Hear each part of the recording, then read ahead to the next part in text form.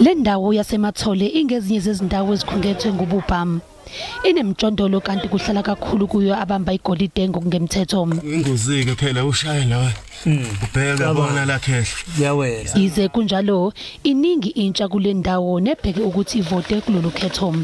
Usonwabile Mgambi oneminyaka 22 ubudala akanqumi ukuthi uzovota noma cha. Ukuvota so nhlala la hayi amboni ngizobona mambono umnyakazo mbona abanye ukuthi mabevoti khona into eyenzakalayo nami nhle enjoy yabo. Awabonwa amathuba omsebenzi lapha.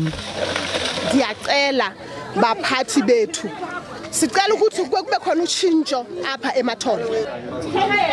Inhlupheko ekhahlameza nabazali babo abaqala ukuvota kusukela ngo1994.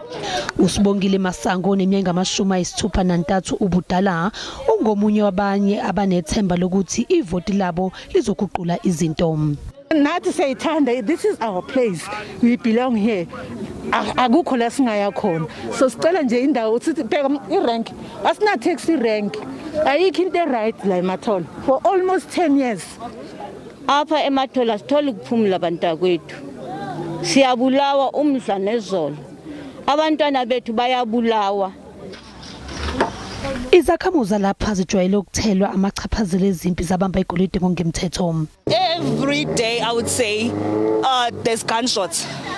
Namanje mfethu siyasaba nengane mfethu sayibona yonke into mfethu ayikho right.